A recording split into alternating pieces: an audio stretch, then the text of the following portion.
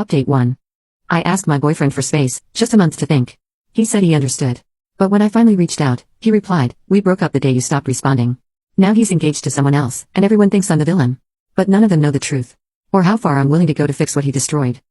About boundaries and expectations moving forward, assuming he'd learned his lesson about trying to control me. When I finally decided to reach out after exactly 30 days, I felt generous and forgiving. I was ready to give us another chance, but with better boundaries this time. I sent him a simple text saying, "Hey, I think we should talk," and figured he'd be grateful for the opportunity to work things out. But his response completely destroyed me. He texted back saying he'd moved on and was seeing someone else now, someone from his work named Naomi. Just like that. 5 years thrown away because he couldn't wait 1 month for me to process my feelings like an adult. I immediately called him because I couldn't believe what I was reading. When he picked up, his voice was different, calmer somehow, but also colder than I'd ever heard it. I asked him what he meant about seeing someone else, and he had the audacity to tell me that our relationship had ended the day I stopped communicating with him. Ended. I told him I needed space, not a breakup. There's a massive difference that any mature person would understand. But Luke acted like me taking time to think was some kind of abandonment. He said that ignoring someone for a month wasn't taking space, it was ghosting them. Which is such a dramatic way to describe me setting healthy boundaries. Then he dropped this bomb. Naomi had been there for him during this difficult time. She actually listened to him and didn't play mind games. Mind games. I was taking care of my mental health and setting boundaries. If he couldn't understand that basic concept, it proved exactly why I needed the space in the first place. I asked him how long this workplace affair had been going on, and he said they'd gotten close over the past few weeks. While I was giving him the space he clearly needed to grow as a person, he was already moving on with some random coworker. It felt like such a betrayal of everything we'd built together over 5 years. The worst part was how emotionless he was about the whole thing. No regret, no sadness about our relationship ending, just cold statements about how he found someone who actually wanted to be with him. As if I hadn't wanted to be with him. I was literally trying to improve our relationship by working on myself first. I told him this was basically cheating, that you don't start dating other people when your girlfriend is just taking some time to think. But he said there was no relationship left to cheat on after I'd made it clear I didn't want to communicate with him. Such a convenient way to rewrite history and avoid taking responsibility for his betrayal.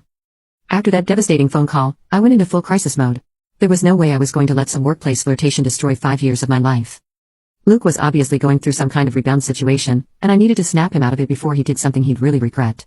I tried showing up at his office during lunch, thinking if I could just talk to him face to face, he'd remember what we had together. But he said he was too busy to meet, obviously avoiding me because he knew he was making a huge mistake. I wrote him this long, heartfelt letter explaining everything I'd been feeling during our time apart and how much I wanted to make things work. I left it on his car with some of his favorite homemade cookies, but he never even acknowledged receiving it, which showed how far this Naomi person had already gotten into his head.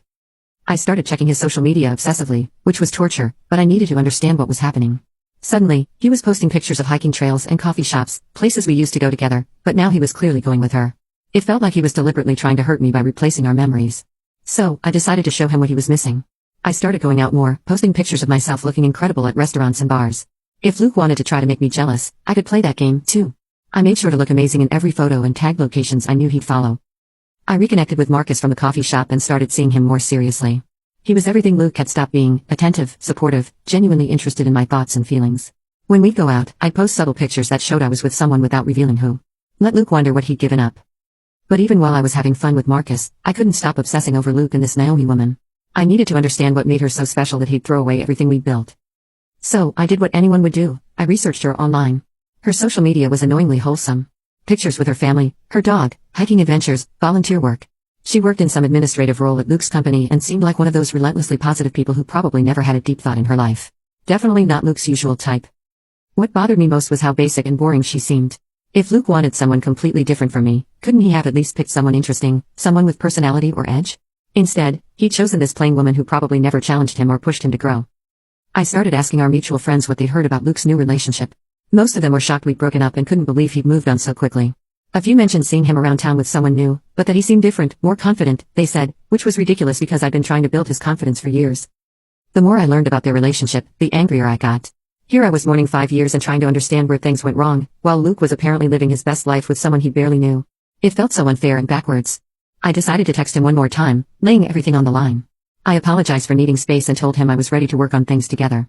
I admitted that maybe I'd been too harsh during our fight and that I missed what we had. Surely, he couldn't ignore a genuine attempt to reconcile. But his response was brief and cold. He said he appreciated the apology but that he'd moved on and was happy with Naomi. He hoped I could find happiness, too, and asked me to respect his new relationship. Respect. After 5 years together, he owed me more than a polite dismissal. 6 months later, I was trying to move forward with Marcus when I saw them together at a coffee shop downtown. Luke and Naomi sitting in a corner booth, completely absorbed in whatever conversation they were having. My stomach dropped, but I told myself I was over this and could handle it like an adult. Watching them interact was honestly disturbing. They were so comfortable with each other, laughing at inside jokes and finishing each other's sentences. Luke looked more relaxed than I'd ever seen him, like he didn't have a care in the world. It was actually offensive how happy he seemed. What really got to me was how Naomi touched his arm when she laughed and how he looked at her like she was the most fascinating person alive. I'd been with Luke for 5 years, and he'd never looked at me that way. Not even in the beginning when everything was new and exciting.